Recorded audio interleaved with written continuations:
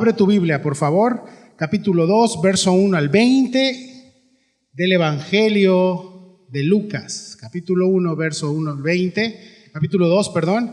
Estudiamos verso por verso, capítulo por capítulo, la palabra de Dios. Hacemos un énfasis expositivo de la Escritura. Y el día de hoy le pusimos por título No había lugar a este texto.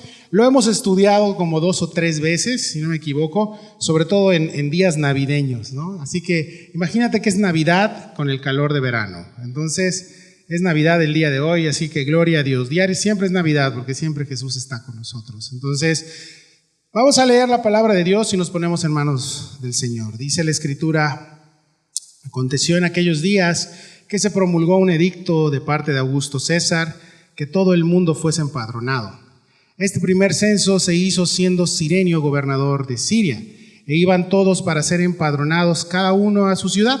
Y José subió de Galilea, de la ciudad de Nazaret a Judea, a la ciudad de David, que se llama Belén, por cuanto era de la casa y la familia de David, para ser empadronado con María, su mujer, desposada con él, la cual estaba encinta. Y aconteció que estando ellos ahí, se cumplieron los días de su alumbramiento, y dio a luz su primogénito, y lo envolvió en pañales, y lo acostó en un pesebre, porque no había lugar para ellos en el mesón.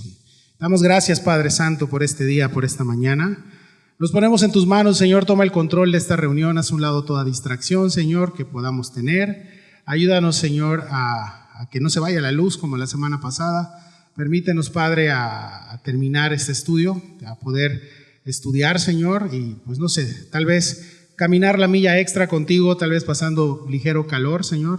Cuando tú predicabas estabas en el desierto, no había clima, y nosotros tenemos esta bendición el día de hoy de estar ligeramente frescos, pero aquí estamos para ti, Señor. Ayúdanos a prestar atención y que no nos incomode esto, porque tú estuviste exhibido en una cruz por muchas horas, sufriendo el sol del desierto a más de 40 grados, por amor a nosotros, y seguirte, Señor, pasando ligeras incomodidades, no creo que sea demasiada carga para nosotros, porque tú eres digno de eso y más. Tú eres digno de toda gloria y toda honra. Ayúdanos, Señor, a no distraernos, dame don de enseñanza, permítenos estudiar de acuerdo a tu voluntad, Señor, y exponer tu palabra.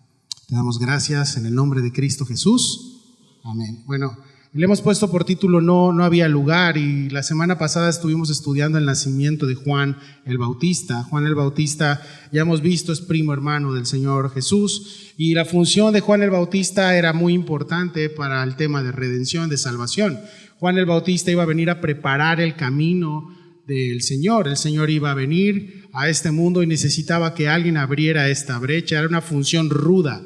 Por eso le hemos dicho a Juan el Bautista es el rudo de Judea, ¿no? El duro de Judea. Es un hombre bastante fuerte en sus predicaciones. En el capítulo 3 vamos a ver sus predicaciones se dividen en 2, entonces sí está bastante interesante lo que él va a hablar y lo que él nos va a decir. Entonces Juan el Bautista tenía esta función en el plan de salvación de Dios, de abrir el camino, de ser esa piedra, de ser esa roca que abría todo el camino para que la gran roca, el gran Dios, viniera a sentarse. Entonces cuando tú vas a un terreno, lo primero que haces es derribar, abrir camino y todo, y eso era Juan. La parte difícil a él le tocaba. Incluso dice, el hacha está puesta junto al árbol, dice, y el que crea pues va a ser salvo, y el que no va a ser cortado con esa hacha. De ese calibre eran sus enseñanzas. Incluso les llama víboras, ¿viste?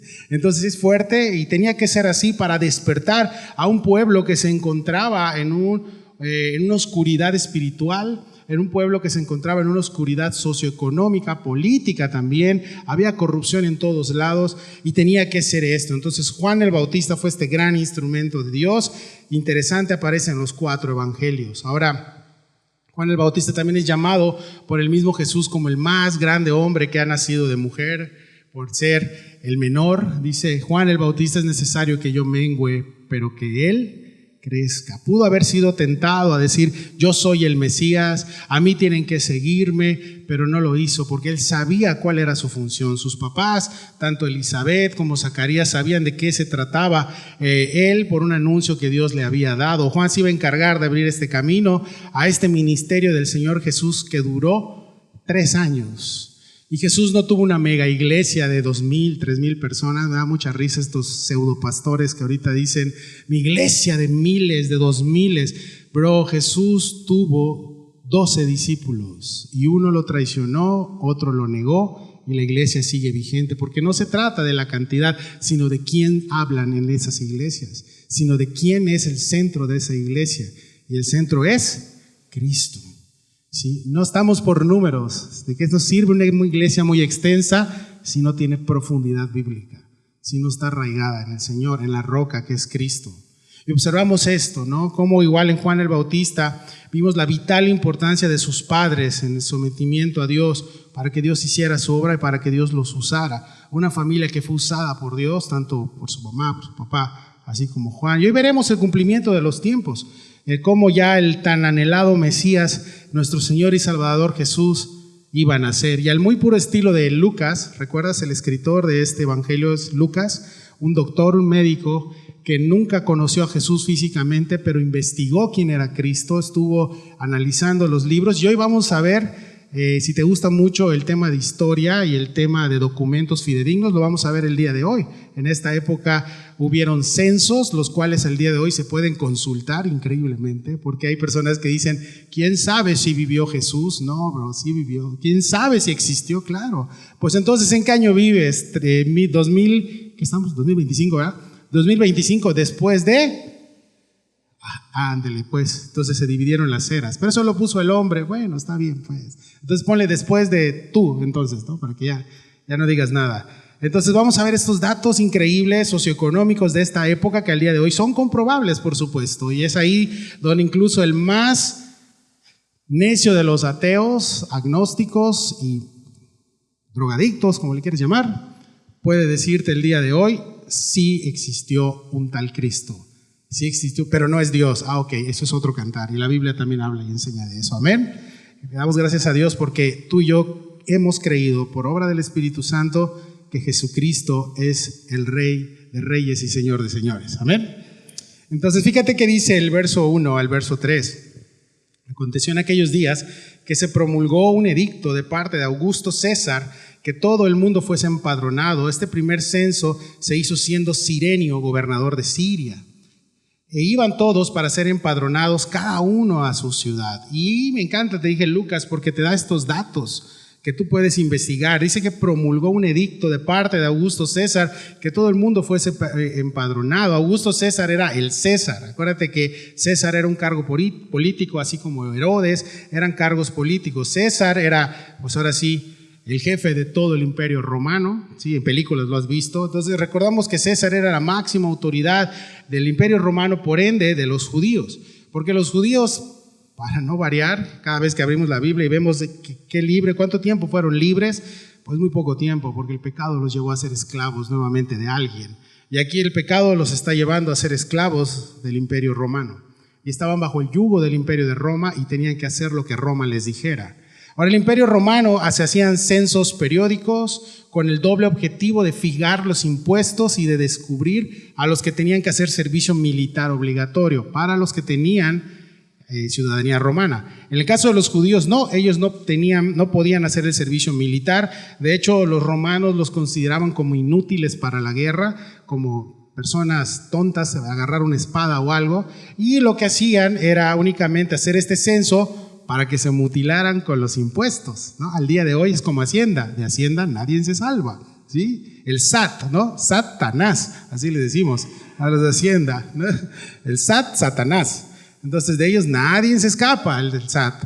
En ese entonces para eso se hacían estos censos, se hacía cada 14 años y hay documentos históricos del 20, del 270 después de Cristo de esta situación. En casa lo puedes investigar. Entonces, ¿qué otros datos nos da nuestro buen hermano Lucas? Nos habla de Cirenio, un gobernador de Siria. ¿Qué tiene que ver Siria aquí? Bueno, acuérdate que el imperio romano ya había conquistado toda esta época y este Cirenio tenía que rendirle cuentas también al César. La provincia de Siria era parte de Palestina en ese entonces, por tanto tenían que rendirle cuentas también al César. En pocas palabras estaba diciendo, este imperio romano era extenso, era un imperio que tenía su dominio muy grande. Y si tú como israelita vivías en Jerusalén o en alguna provincia, para ti tu mundo era eso nada más. Tú no podías, no habían vuelos, no habían ofertas para ir, no existía eso. Era muy difícil moverse de un lugar a otro. Entonces el imperio romano dominaba y eran personas que únicamente vivían su vida como prisioneros de ahí. No sabían, no habían más allá de, no podían ver más allá de. Ahora era tan extenso este imperio y era tan duro con las personas de esta época que la gente que vivía a expensas de este imperio pensaba: esto nunca va a terminar, esta dictadura nunca va a terminar, este reinado de terror nunca va a terminar, este imperio nunca va a terminar. Ahora, si eso pensaban los súbditos, ¿cómo crees que estaba César? ¿Cómo crees? Llegó, era tanta su vanagloria, era tanto su poder que él pensaba que tenía, que en un tiempo llegó a decirle a la gente: yo soy Dios y me tienen que adorar como Dios. Hasta ese nivel de locura se puede volar el cerebro humano cuando no está Cristo en el corazón. A llegar a pensar eso, que yo soy mi propio Dios y me tienen que adorar, y si no me adoran, mueren. Eso es lo que pasaba muchos años después. Ahora era tan extenso esto que pensaban que no iba a terminar. Y era la desesperación, mis hermanos, de nuestros hermanos que vivían ahí, bajo este imperio tan cruel, que cualquier indicio de luz y libertad que veían, para ellos era su barco de salvación. Cualquier situación, cualquier rendija que veían abierta, ahí viene nuestro Salvador. Ellos anhelaban, el pueblo de Israel anhelaba y ansiaba al Mesías. Querían que el Mesías viniera a salvarlos, el Salvador de Israel. Pero ellos tenían otra mentalidad, porque ellos querían que los salvaran de su problema. Y cuando hablamos de problema, puedes hablar de la punta del iceberg, y ahí puedes poner tus pecados. Tengo este problema, tengo problemas en casa, tengo problemas en el trabajo, tengo problemas con mi esposa, tengo problemas en la familia, tengo problemas con... Esa es la punta del iceberg, y eso lo desembocas en alcoholismo, en drogas, chalada. Esa es la punta del iceberg. Porque debajo del agua hay el iceberg completo, y eso, mis hermanos, se llama pecado. Y Jesús no vino a salvarte de la punta del iceberg. Jesús vino de raíz, vino de las profundidades a llevarse todo esto, a romper con esa cadena que te estaba lastimando, que era el pecado. Vino a eso, a salvarnos del pecado. Ahora, ¿cuántas veces los discípulos le preguntaron a Jesús: ¿cuándo vas a terminar con esto?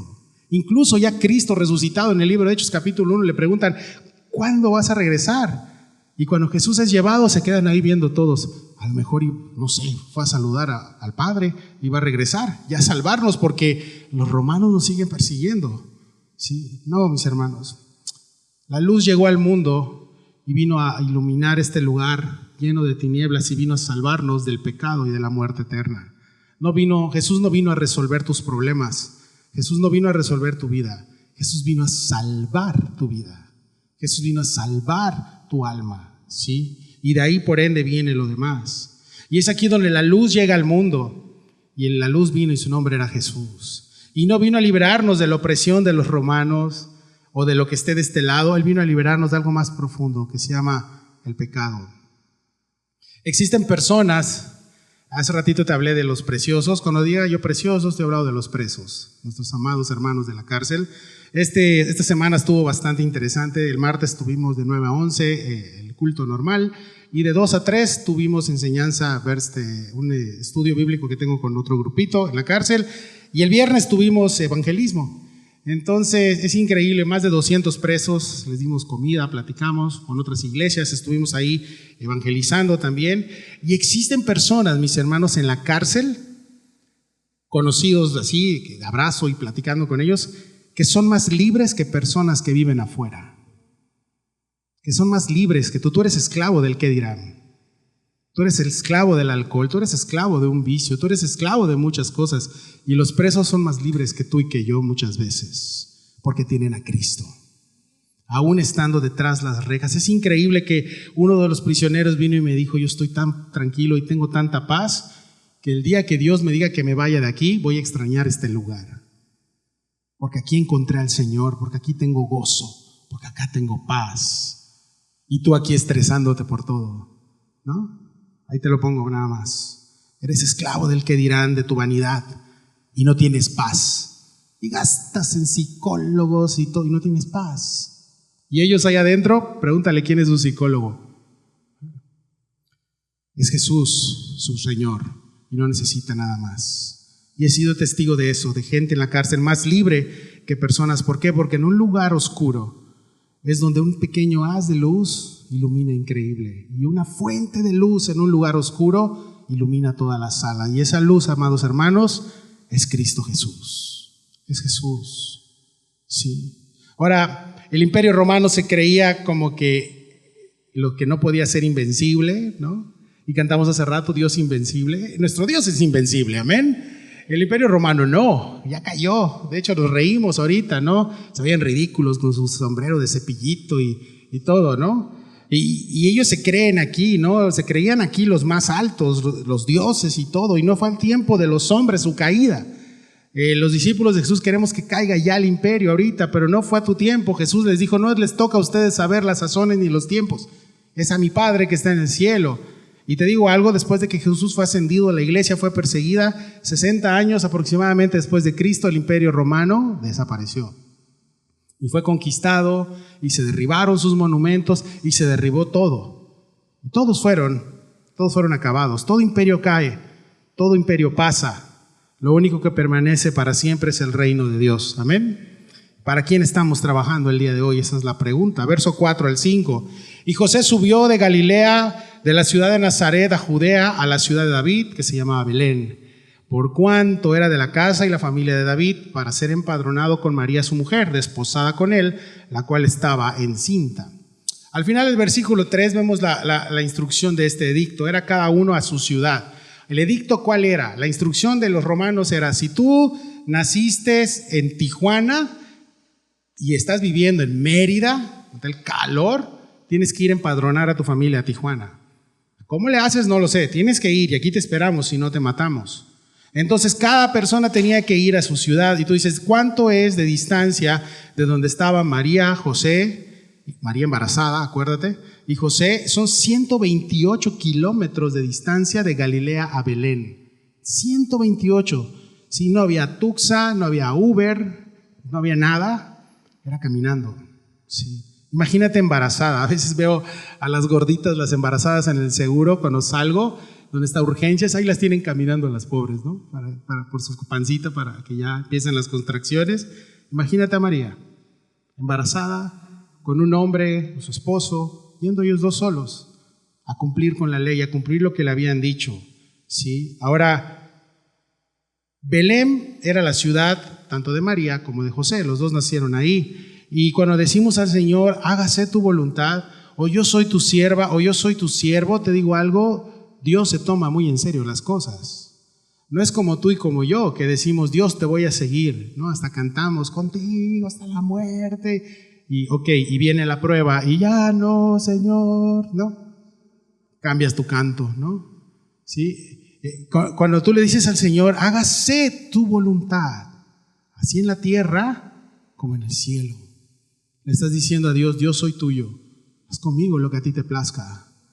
¿Sí? Cuando le dices eso al Señor porque eres su hijo, entonces Dios se toma en serio las cosas. No sería fácil en la mente de José. Yo me metí mucho en la mente de José y a mí me maravilla mucho José, ¿no? Mayormente de pequeño a mí me disfrazaban de San José, ¿no? En las pastorelas, no sé por qué, me veían cara de San José, ¿sí?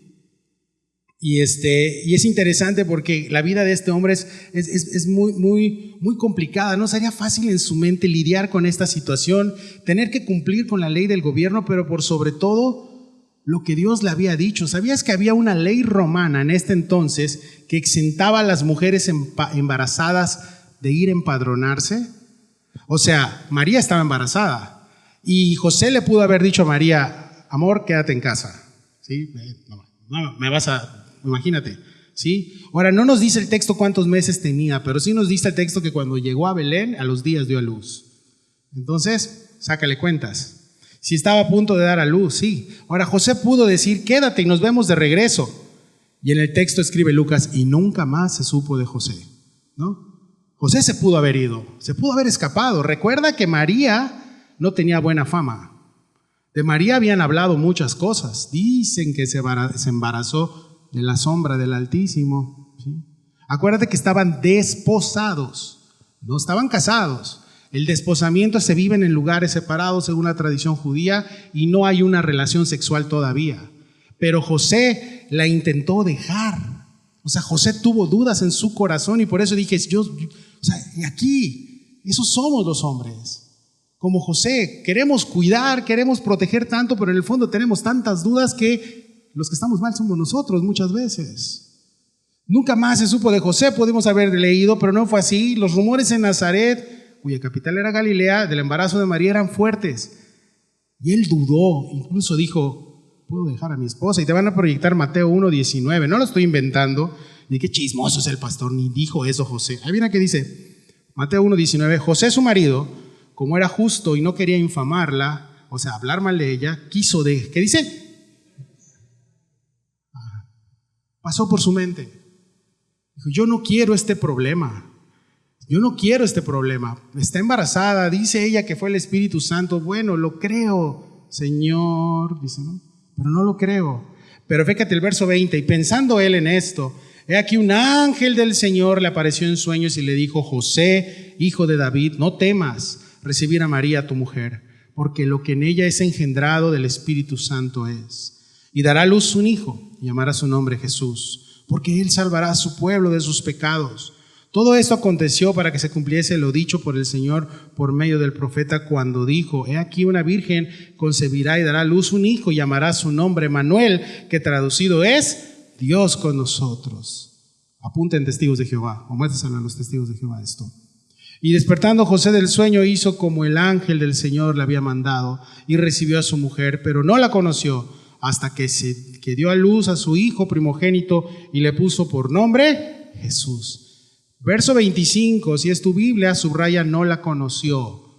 Conoció no significa de, hola María, soy José. No, significa de tener relaciones sexuales.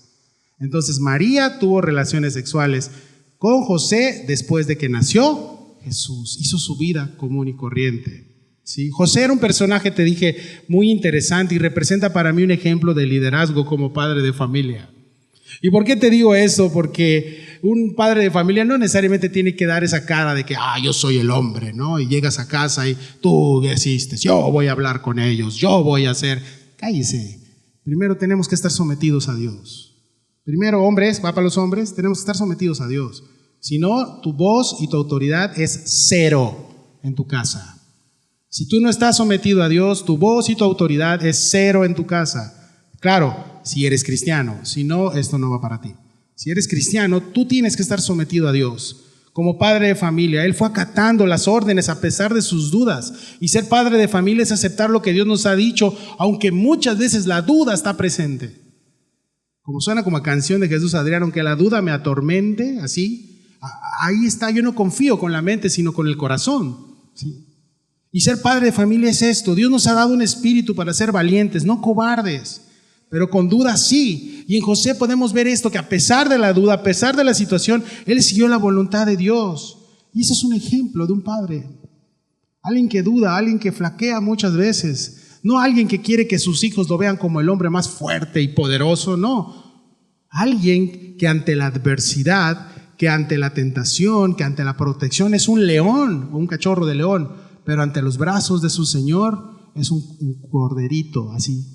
Pequeñito, un cachorrito. Ese es un hombre de Dios. Amén. Ese es un hombre de Dios. Recuerda que él estaba desposado, ¿sí? Ya después que dio a luz María, siguió su vida matrimonial con él. Hermanos, José amaba a María. Era su esposa. Tuvieron hijos después y fue un hombre de Dios con su esposa, sus hijos y con el Señor ahí. Y el verso 25 es importante porque dice que conoció a su esposa. La palabra conocer, como te dije aquí, es esto. Tuvo intimidad con ella. ¿Sí? Y seguir a Dios es esto, es amar a Dios. Para poder amar a tu esposa, a tus hijos y a todos tienes que amar a Dios primero. Ahora Jesús es digno de esto, por supuesto. José no estaba jugando al siervo de Dios. José no estaba jugando al matrimonio, no estaba jugando a la casita. José estaba siendo un hijo de Dios. Y después de encontrarse con el ángel y recibir la instrucción que Dios le había dado, él ya sabía lo que tenía que hacer. Y es triste como cristianos, hombres de familia, no saben lo que tienen que hacer. ¿Tú sabes lo que tienes que hacer como hijo de Dios? Ir a la iglesia, sí, o sea, bueno, ajá. ¿Qué más? Ir a la iglesia. ¿Y qué más? Ir a la iglesia. No, como hombres de Dios tenemos nuestra responsabilidad de llevar a tu esposa y a tus hijos al Señor.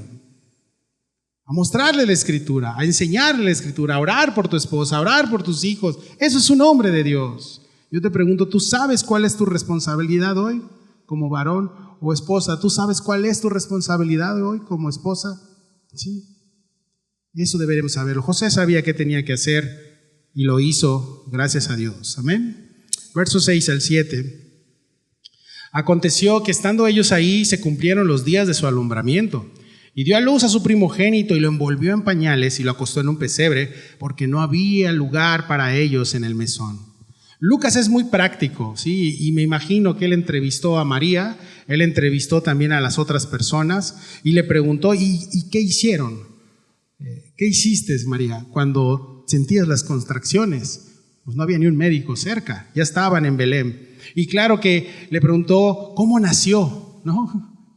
O tú le hubieras preguntado, ¿y qué parto escogiste, María? ¿En agua con aroma a manzanilla? ¿No? Como esas las locuras de ahorita, ¿no? En el agua de mar junto a los delfines, ¿no?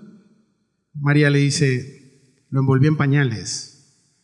Y tú dices, ¿qué? ¿Pampers? ¿Supreme? ¿Del Costco? Pañales viene del griego espargano, significa tiras de tela. Retazos de tela. Lo envolví en pedazos de tela, dice.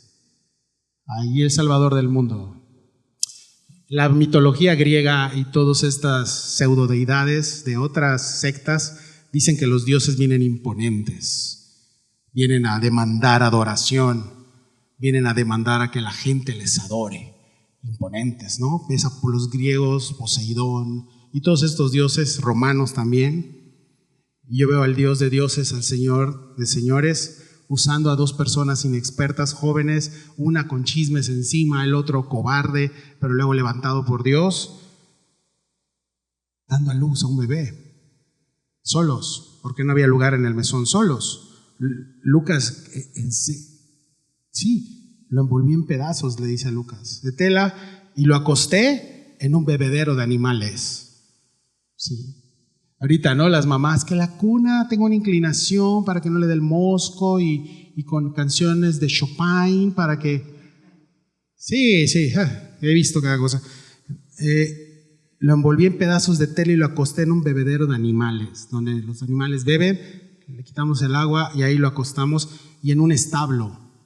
¿Sabías? Ya te vendieron la idea por la tele y todo, que los establos eran así bonitos, y los animalitos así viendo al niño Jesús, y dos angelitos así, ¿no? En trucita los angelitos hacia arriba, ¿no? Colgado. Eso es mentira. Mentira. ¿Sabes cómo fue realmente el establo? Era una cueva. Los animales los resguardaban en cuevas pequeñas que habían. ¿Sí? Entonces ahí estaba, en una cueva, y te habían volteado un bebedero de animales, con el frío que había en ese entonces. Y obviamente estamos en un establo porque no había un lugar en el mesón. Pero ¿por qué no había un lugar? Es que los del mesón se pasaron de lanzas. No. Acuérdate que era el empadronamiento. Y acuérdate que esta gente tenía temporada alta, si le quieres llamar así. Y mucha gente estaba, y aparte las embarazadas no eran comunes en tiempos de viajes largos. Entonces no había lugar para ellos. Y este es el nacimiento del Rey de Reyes. Así que todo este tema que te han vendido de que en el nombre del... es mentira. Mentira. No había lugar en el mesón porque había mucha gente. Pero había una razón también. No había lugar en este mundo para Jesús. Nunca lo hubo. Nunca lo hubo. Y ese es el nacimiento del Rey de Reyes. En medio de un imperio malvado, en un mundo de oscuridad religiosa, ahí estaba la luz del mundo. Vino a este mundo a iluminarlo. Y era necesario que la maldad estuviera en su máxima expresión para que Dios alumbrara. Porque esta luz iba a alumbrar las tinieblas, esa antorcha iba a alumbrar las tinieblas, porque una antorcha no alumbra en un lugar donde ya está encendido. Tiene que haber oscuridad, por supuesto. Todo estaba en tinieblas, había un desorden como el Génesis 1, y Dios extiende su mano para arreglar esto, para arreglar el desorden. Dios extendió su mano y envió a su único hijo a la tierra para salvarlo. Sí. ¿Recuerdas ese momento de oscuridad y abandono en tu vida? Todos hemos tenido momentos así, donde por tu culpa, obviamente, estuviste ahí. Por tu mismo pecado, si dices que eres inocente, haces mentiroso a Dios. Tienes pecado.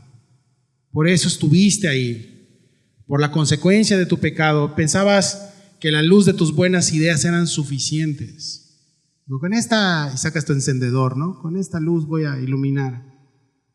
Hasta que llegó un momento que se calienta eso y ya lo tuviste que soltar. Y vino la luz de Cristo. Y alumbró tu vida. Y era necesario que tuvieras este tiempo de oscuridad para que el poder de Dios se manifestara. El quebranto es necesario en el inicio de la vida del creyente y durante su vida también. Vas a sufrir en Cristo, es necesario. Los quebrantos son necesarios. Si dices, reprendo y cancelo tus palabras, pastor, te has equivocado de iglesia. Porque nosotros y la palabra y te has equivocado de Dios también. Porque la palabra de Dios dice que es necesario que venga el quebranto. Porque su poder se perfecciona en tu debilidad. Por cuanto yo soy débil, entonces Él es fuerte.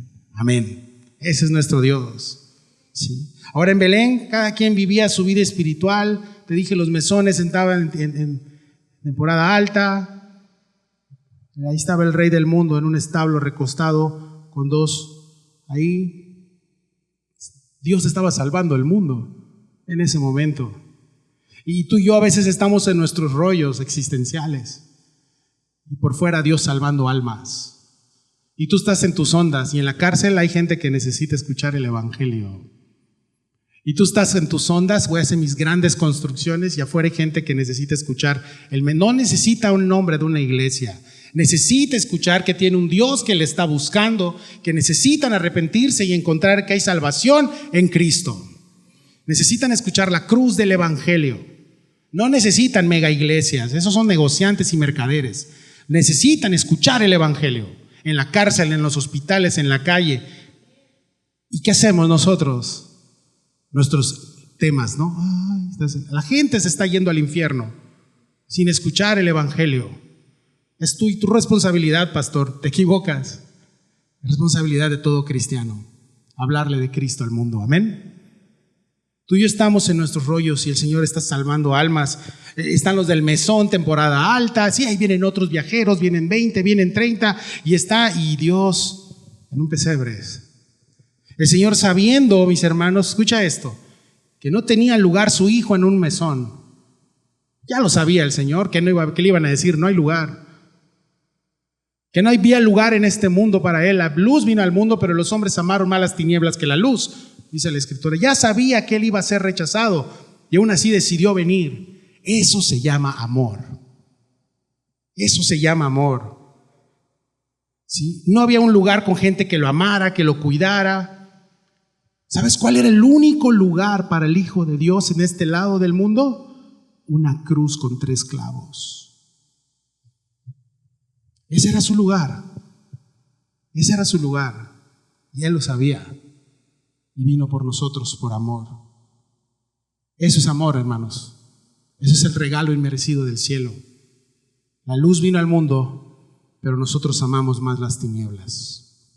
Y Lucas investiga, ¿y qué pasaba a los alrededores? Esto está pasando en un lado en Belén, pero a las afueras de Belén estaba pasando otra situación. Y Lucas va a investigar con los pastores que estaban a los alrededores. No pastores de pastores, no, chafas, no, pastores de ovejas. Fíjate que dice verso 8 al 12. Había pastores en la misma región que velaban y guardaban las vigías de la noche sobre su rebaño. Y aquí que se les presentó un ángel del Señor y la gloria del Señor los rodeó de resplandor y tuvieron gran temor. Pero el ángel les dijo, no temáis, porque aquí os doy nuevas de gran gozo, porque será para todo el pueblo. Os ha nacido hoy en la ciudad de David un Salvador que es Cristo el Señor. Esto os servirá de señal, hallaréis al niño envuelto en pañales, acostado en un pesebre. Sí. Los pastores de ovejas cerca de ahí eran personas, se cree, comentaristas dicen que eran personas que cuidaban las ovejas del templo de ese lugar. Acuérdate que se hacían sacrificios, entonces eran tal vez los que estaban cuidando estas ovejas o estaban en su trabajo. Definitivamente eran judíos, porque si no, no iban a saber de qué se trataba cuando se les presentaba el ángel. ¿Un qué? Iban a decir. Eran judíos. Eran personas hebreas, sabían de qué se trataba. Entonces Lucas probablemente fue, investigó a estos pastores y les preguntó, y le dijo, bro, estábamos en la chamba y de repente se nos apareció una cosa horrible que nos dio miedo. Sí, recuerda que los ángeles, regresa a tu cassette, no son alitas y coronitas, no, eran seres llenos de ojos y con plumas y feos. ¿Sí? Entonces nos dio mucho miedo y nos dijo, no teman, les dijo. Y después de no teman viene la gloria de Dios. Fíjate, ahí está en el texto. Y nuevamente esas apariciones angelicales, y el ángel nos dijo, no temáis, porque aquí os doy nuevas de gran gozo que será para todo el pueblo. Les tengo una buena noticia. ¿Sí? La noticia era de alegría para el cielo. O sea, el cielo está contento con esto. Finalmente los ángeles iban a ser testigos del nacimiento del Mesías. ¿Sabías que los ángeles no sabían lo que Dios iba a hacer? Los ángeles no lo sabían, a ellos les tomó por sorpresa, tanto ángeles buenos como ángeles caídos. No sabían que Dios iba a llevar a su hijo a una cruz. No sabían eso. Ese era el plan del cielo que solamente Jesús y el Padre y el Espíritu Santo sabían. Era algo, y tampoco era para ellos la redención. La redención era para nosotros. Ellos eran mensajeros únicamente. Y llegó con ellos, y Jesús nos trae esto, familia, nos trae un gran gozo. Fíjate que dice el texto, gran gozo. Hay un gran gozo, dice. Y te digo algo, si tu gran gozo no está en el Señor, nada lo va a hacer. Es que he perdido el gozo por la situación. No, pues entonces no sé en dónde estaba tu gozo, porque si tu gozo está en el Señor, entonces nada ni nadie te lo podrá quitar. Satanás lo va a intentar, pero si tu gozo está en Cristo, y entonces el Señor vino a darnos esto, una nueva vida, un nuevo propósito. Sin Él no somos nada, mis hermanos, y el gran gozo del Señor nos debe de seguir moviendo todo el tiempo. No es perdí mi primer amor, no, has dejado de ver tu primer amor, que es diferente, porque el primer amor ahí está, es el primero, pero has puesto otras cosas antes del primer amor. El gran gozo del Señor ahí está, pero has puesto otras cosas antes de buscar el gran gozo del Señor. Sí. ¿Por qué he perdido el gozo? Puede ser que estés pasando algún bache espiritual, claro, todos lo hemos pasado y pasaremos. Más bien cuando me ha pasado esto a mí de manera personal, más bien es que no he puesto mi mirada en Jesús y lo he puesto en las personas, y las personas te decepcionan, te lastiman, las ovejas muerden, dice mi pastor. Oye, pero si hace rato te estaba yo acariciando. Ay, bueno, ¿sí? Las personas fallan, la gente falla, los hermanos fallan, los pastores súper fallan, más porque tú los pones en un estándar que no debemos de tener, porque no lo tenemos. ¿Y eso que es pastor? Y yo te digo, ¿y eso que eres cristiano? Pues sí, vamos así a las jugamos. ¿Y eso que eres cristiano? Pero no, la mirada es esto. Sí, los pastores fallan, pero Jesús jamás falla. Jesús jamás falla. La mirada es en Él siempre. Y le dice a los ángeles, ha nacido en la ciudad de Belén, en la ciudad de David, perdón, Belén. ¿Y sabes qué significa Belén? Casa de pan. Qué interesante, ¿verdad? Casa de pan, como Dios con los tiempos. Y Jesús dijo, yo soy el pan de vida que descendió del cielo. Y ya nació Jesús, el Cristo, el ungido, el Señor. ¿Y cómo sabemos que el Rey Mesías llegó? Y aquí ya hice un sermón de esta parte cuando fue Navidad, me lo fusilé de mí mismo. Y yo pienso que los mismos pastores dudaron. ¿Cómo vamos a saber que ya llegó? Hasta lo mejor está en el castillo, o a lo mejor estará en el templo, o a lo mejor estará detrás del gran sumo sacerdote, o del sumo sacerdote, perdón, o estará en algún lugar. Sí. Y cuando el ángel les dice, pues probablemente lo vayas a encontrar en tiras de tela, acostado en un bebedero de animales, ya no les pareció buena idea. Sí. Puedo pensar que la alabanza no la iniciaron los pastores, aquí lo dice. La alabanza, después de esto, ¿quién la inicia? El cielo. Aquí en la tierra, mis hermanos, los hermanos que cantan, están en la alabanza, tú no eres la alabanza, ¿eh? Te equivocas. Gracias a mí yo soy la alabanza. ¿Sabes quién prende el fuego de la alabanza y quién es el que mueve la alabanza? El Espíritu Santo. Así que bájate de tu escalón, no somos nosotros. La alabanza la inicia y la termina el cielo. Amén. El cielo. Porque es de Él, por Él y para Él. En Él alabamos, por el simple motivo que Él es Dios. Y si nosotros callamos y no queremos alabar, dice Jesús, las piedras me alabarían. ¿Sí? O en este caso, los ángeles, las huestes celestiales, todo lo que respira, alaba a Jehová. Amén. Verso 2:13, y repentinamente, y aquí está, imagínate a los pastores en su duda, y repentinamente apareció con él, ángel, una multitud de las huestes celestiales que alababan a Dios y decían: gloria a Dios en las alturas y en la tierra paz, buena voluntad para con los hombres. No hay textos que confirmen, pero esto lo repetían una y otra vez, una y otra vez, una y otra vez. Era un coro continuo, una y otra vez. Y este canto tan hermoso, mis hermanos, es lo que se canta en el cielo. Tenemos la letra del cielo, acá está escrita, ¿sí? Ante la duda de los pastores, del temor, de la incertidumbre de qué nos vamos a topar y si es mentira o, está complicado. ¿Tienen aire acondicionado allá en ese lugar? ¿Sí? ¿Hay calor en el pesebre o donde vamos a ir? No, ante eso el cielo canta y alaba y contagia a la gente en su alabanza. Sí, y es la importancia, mis hermanos, de la alabanza, del servicio al Señor, la importancia de saber para quién es. Solo 2 estrofas, fíjate, solo 2 estrofas, con una música, con una orquesta celestial y con el poder de impactar y preparar a las personas para conocer a quién, Cristo. Esa es la importancia de la alabanza. Esa es la importancia de la alabanza cuando viene del cielo. Cuando viene de la carne, no. Es cuando viene del cielo. Gloria a Dios en las alturas. La gloria de Dios aquí en el cielo. Esta es la gloria descendido a los hombres. Su nombre es Jesús. Y en la tierra paz y buena voluntad para con los hombres. Sí, para con ustedes, mortales, me imagino a los ángeles. Dios quiere hacer las paces con ustedes. Tanto tiempo estuvo enemistado, 400 años de silencio con su pueblo. Y ahora está enemistado con ustedes. Y la mejor noticia de todos los tiempos para la humanidad es que Dios ya no está enojado contigo. Y que quiere hacer las paces por medio del evangelio de salvación, que tiene una buena voluntad para con ustedes. Entonces los pastores, de entre su tema de duda, cuando escuchan eso y la alabanza entra, ¿qué es lo que hace? Verso 15. Sucedió que cuando los ángeles se fueron de ellos al cielo, los pastores se dijeron unos a otros: pasemos pues hasta Belén y veamos esto que ha sucedido y que el Señor nos ha manifestado. Vinieron pues apresuradamente y hallaron a María y a José y al niño acostado en el pesebre, y al verlo dieron a conocer lo que se les había dicho acerca del niño. Y todos los que oyeron se maravillaron de lo que los pastores les decían. ¿Qué hicieron después de que los ángeles? Vamos a Belén. Sí. No sé qué esperaban ver, pero cuando vieron la verdad. Vieron a María, a José, al Señor en un pesebre, ¿sí? Y le dijeron: esto es lo que está pasando. Y le dijeron a otras personas que se acercaron a ver esto. Esto es del cielo, esto es Jesús, ¿sí? Escucharon lo que este grupo de pastores les decían acerca de quién era este niño, porque lo habían creído, ¿sí? Habían creído que era el Salvador del mundo. Y esto es una muy buena oportunidad también para que María hubiera dicho: sí, pero yo soy su madre, adórenme. ¿Y María qué dijo? Es Él. Es Él.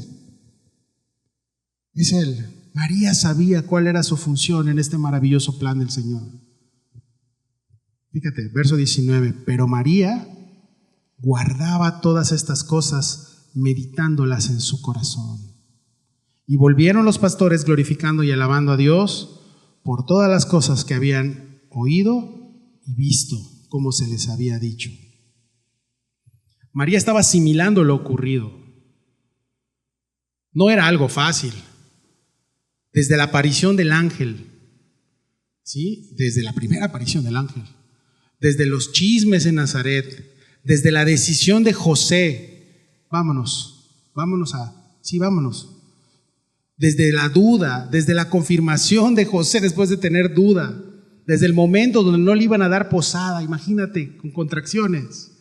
No hay lugar. ¿Sí? ¿Y José dónde? Aquí. Sí. Desde la manera precaria del nacimiento de Jesús. Y María, ¿será que es el Hijo de Dios? Ahora ella está pensando todo lo sucedido y todo lo que había pasado, a la manera de cómo los pastores llegaron al lugar exacto donde les dijo Dios. María estaba diciendo, todo esto está sucediendo por un plan perfecto de Dios. ¿Te ha pasado eso? A mí sí. Todo esto sucedió por un plan perfecto de Dios. Y así sería su vida durante los siguientes 33 años. Después de ver a su hijo, de ver agarrarle esas manitas, 33 años después esas manos iban a estar clavadas en una cruz con clavos. Así sería su vida, 33 años. Y María dudó incluso durante este tiempo si realmente Jesús era realmente el Mesías. Tuvo dudas, se confirmó y así. La Escritura dice que aún su madre y sus hermanos dudaban de él. ¿Recuerdas ese pasaje? Que aún su madre y sus hermanos dudaban de él. Pero eso no impidió que Dios hiciera su voluntad en ella, que Dios hiciera su voluntad en sus hermanos. Si durante esos 36 años, María, mis hermanos, sería una de las últimas personas que estaría al pie de la cruz con Jesús. ¿Recuerdas en aquel momento que cae Jesús y le entrega a Juan? En ese momento ya Jesús no le dijo, desde las bodas de Canaán, Jesús ya no le decía a María madre. ¿Cómo le decía? Mujer. Porque Jesús ya había empezado su ministerio, ya estaba haciendo lo que era Dios. Y al final le dice, mujer, he aquí a tu hijo. Hijo, he aquí a tu madre. Sí. María meditaba todo eso en su corazón, y así sería su vida durante estos 33 años. Incluso al pie de la cruz ella estuvo ahí. Verso 20 dice, y volvieron los pastores glorificando y alabando a Dios por todas las cosas que habían oído y visto como se les había dicho. Oyeron del cielo el mensaje. Sí, fíjate, primero oyeron, pero luego vieron con sus propios ojos al Hijo de Dios nacido en Belén. La profecía decía que el Mesías iba a nacer allí. Sí. Y por el empadronamiento se fueron. ¿Sí te das cuenta cómo fue casando todo? Por fechas, por edictos, Dios usando incluso al gobierno, Dios usando esto, Dios usa todo para su propósito, para su obra. Y estos pastores lo vieron con sus propios ojos, nacido en Belén, y a la luz de los hombres vendría al mundo el Hijo de Dios. Esta noticia debe de causar alegría. Sí. Todos los días debe de causar alegría de que Dios envió a su Hijo, glorificar a Dios, alabar a Dios todo el tiempo. ¿Sí? Como cuando vemos a alguien que antes era detractor de Dios y ahora es hijo de Dios y daría su vida por Jesús. ¿Sí? Ha hecho las paces con Dios. Eso sucede en el corazón del creyente cuando alguien se convierte a Cristo. Por eso la familia en Cristo se alegra cuando alguien se convierte, cuando alguien vemos que entrega su vida al Señor y empieza a caminar en el Señor y se bautiza, y ahí estamos y wow, y Dios usándolo, y eso nos alegra el corazón. No estamos buscando nada tuyo. A veces piensan es que no ganamos almas para nosotros, es para Cristo. Y el que los convence es el Espíritu Santo. Nosotros nos admiramos de lo que Dios hace en tu vida y en mi vida. Nos admiramos y le damos gloria a Dios y decimos gracias, Señor, porque este regalo que tú me diste de salvación por gracia, yo quiero que estas personas, que mis vecinos incrédulos, que mis compañeros incrédulos, que ellos lo tengan también. Yo quiero que ellos tengan lo que yo tengo, quiero que tengan esa paz en momentos de dificultad, pero sobre todo quiero que sus almas sean salvas y que no vayan al infierno. Quiero que tengan lo que yo tengo. Eso sucede en el corazón del creyente. Los pastores que están aquí fueron los primeros misioneros en la Biblia. Fueron a glorificar a Dios. Ya nació el Mesías. He escuchado personas, ¿por qué no Jesús dijo, es el Mesías? Hermanos, desde bebé lo habían dicho, ahí está el Mesías, pero no creyeron. Vuelvo a repetir, el tema no es el mensaje ni el mensajero, el tema es el receptor. La luz vino al mundo, pero los hombres amaron más las tinieblas que la luz. Tú puedes tener la luz de Jesús y tener cerrado tus ojos y decir, no me interesa hoy. Hay un 100% de probabilidad que tengas tinieblas en tu corazón y que estés haciendo algo en lo oculto. Por eso no quieres ir a la luz, porque la luz va a alumbrarte. Te va a decir, estás parado en esto y hay que dejarlo. Arrepiéntete, toma tu cruz y follow me en inglés, ¿verdad? Y sígueme. Termino con estos puntos para que te vayas calientito a casa. 3 puntos nada más. No hay lugar, se llamó el sermón de hoy. Eso de no hay lugar, sí fue en un lugar, fue en un mesón, pero igual hay muchos corazones en donde dicen, no hay lugar para Dios hoy. Luego, ¿no? Siempre les he contado la historia de un vecino que le predicábamos el evangelio y decía, no hay lugar, unas chelitas más, no hay lugar. Luego, me decía. Una ocasión llegamos a casa, mi esposa y yo, trabajé en la noche, ¿sabes? Tuve guardia en el hospital y cuando regresamos a casa vemos muchos carros en su casa. Se había accidentado borracho aquí en el puente, murió. Y nunca hubo lugar para arrepentimiento y hoy está en el infierno. Sí. Entonces, no hay lugar, no porque no haya suficiente lugar para Dios, sino porque la persona no le quiere abrir la puerta. Y Dios está ahí. Dice Pedro, Dios retrasa su regreso porque quiere que todos procedan al arrepentimiento. Arrepentimiento es cambiar de dirección. Abro la puerta, Señor. Está hecho un desorden en mi casa. Y el Señor, sí lo sé. ¿Puedo pasar? Pues sí, quiero pasar. Ok, pero antes abrázame. Abrázame. Vamos a limpiar juntos esto. Y a partir de hoy, eres mi hijo. Es lo que Dios quiere hacer. Ahora, el hecho de que no haya lugar a Dios en esta humanidad caída no infiere que Él deje de ser Dios o que Él deje de hacer sus planes. Amén. No hubo lugar en el mesón. No, Señor, no, ¿por qué? No, a Dios no le toma nada por sorpresa. Los sorprendidos somos nosotros. Se cerró esta puerta, Dios abre 10 más. Se cerró, bueno, pues por algo. Al final Dios cumple su palabra. Vino, nació de una virgen, fue a una cruz, resucitó al tercer día, subió al cielo y cierra con poder, reina con poder y regresará por su iglesia. Amén. Y lo va a hacer. Lo primero, el 89% ya lo cumplió. Y va a regresar. No había lugar en el mesón, pero el tema no era el mesón, era el corazón de los hombres. El hombre no desea ser alumbrado porque sus obras son malas y están cómodas con eso. Mas cuando Dios alumbra, el hombre tiene 2 opciones. O se esconde como Adán y Eva, o simplemente se rinde como aquel hombre fariseo de fariseos, súper intelectual, pero que estaba asesinando cristianos. Y Dios sale a su encuentro y cuando cae rumbo a Damasco, heme aquí, Señor, haz tu voluntad en mí. ¿Cuál de los dos eres? Tal vez no has querido darle lugar a Dios en tu vida o ya eres hijo de Dios y has querido resolver todo con tus fuerzas. ¿Sí? Y estás enfrentando una batalla y sabes que estás con el Señor, pero no le dejas tomar el timón a Él. Sí, Señor, estás conmigo. Y el Señor, sí, quítate entonces para que yo maneje. Mira, yo me tengo que confesar contigo. Yo cuando voy con mi esposa, puedo estar muriéndome de sueño, mal, tache, apedréame si quieres, pero no me gusta que ella maneje. Y maneja bien, amor, manejas bien. Me van a pegar ahorita. El tema no es esto. El tema es que a mí no me da confianza, porque si yo no estoy al volante, nadie puede manejar mejor que yo.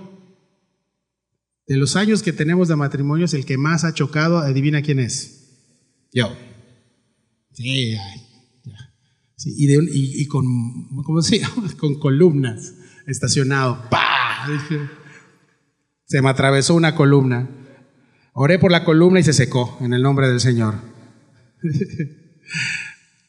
Ay, Dios mío. Bueno, a veces no queremos darle lugar a Dios en nuestra vida y queremos resolver eso con nuestras fuerzas. Y ahí está el Señor en el auto y no, yo voy a manejar y el Señor te dice, ¿me permites? Porque tú pierdes las batallas, pero yo no he perdido una sola. Soy Jehová de los ejércitos. Amén. No he perdido ni hoy. Hoy es el día donde Dios te dice, deja de pelear con tus fuerzas, porque no vas a ganar. No vas a ganar. Descansa en mí, yo lo voy a hacer. No queremos darle lugar a la obra de Dios diciendo, es nuestro mesón, es nuestro corazón. Hoy no hay lugar para ti, Señor. Y tus afanes, tu trabajo, ¿a dónde te ha llevado? Depresión, angustia y chochos. Y cuando Cristo te dice, ven, yo manejo, yo me encargo. Creo que es tiempo de recapacitar y decirle hoy al Señor, Señor, toma este lugar en mi vida. Toma esta parte, es tuyo. De hecho, toda mi vida es tuya, pero le entregamos nada más lo que nos conviene. Mis finanzas son tuyas, claro, pues no eres tonto, ¿sí? Pero cuando le decimos, te entrego mi vida entera, te entrego mi carácter, te entrego mi matrimonio, te entrego mi vida, te entrego esto, Señor. Te entrego a mis hijos. No, sí, te los entrego. Te entrego mi matrimonio, te entrego mi trabajo, todo es tuyo. Toma tú el lugar en mi vida, porque yo, el único lugar donde quiero estar, donde estoy seguro, es a tu lado. Como cantaste, si te tengo a ti, tengo todo. Sí. Si tenemos al Señor, lo tenemos todo, porque queremos estar con Él para siempre. Porque te digo algo, en Él siempre hay lugar para nosotros. Aunque nosotros no le demos lugar muchas veces, en Él hay mucho lugar. Sus brazos están en esa cruz extendidas para amar al mundo. De tal manera amó Dios al mundo, que ha dado su Hijo unigénito para que todo aquel que en Él cree no se pierda, mas tenga vida eterna. Te damos gracias, Dios, por esta mañana. Gracias, hermoso Padre, porque nos guardaste de la luz, que no se haya ido, Señor, y que todo haya funcionado bien, Padre. Y con acción de gracias y con tu amor y tu misericordia nos presentamos delante de ti, Señor, como tus hijos, rogándote, Señor, que lo que hemos enseñado el día de hoy no quede mera instrucción, sino que quede como algo, un aprendizaje profundo que nos haya marcado, Señor, en nuestros corazones. Que la palabra del día de hoy no quede nada más flotando y que dejemos de ser fluctuantes. Y para eso necesitamos de tu palabra, necesitamos de tu poder, de tu espíritu para seguir adelante, Señor. Nosotros, como humanidad, muchas veces nos tiembla la mano, nos tiembla todo, Señor, porque somos débiles.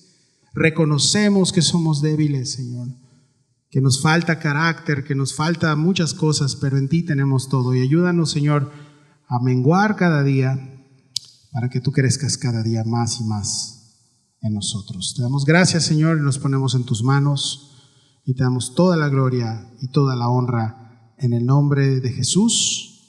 Amén.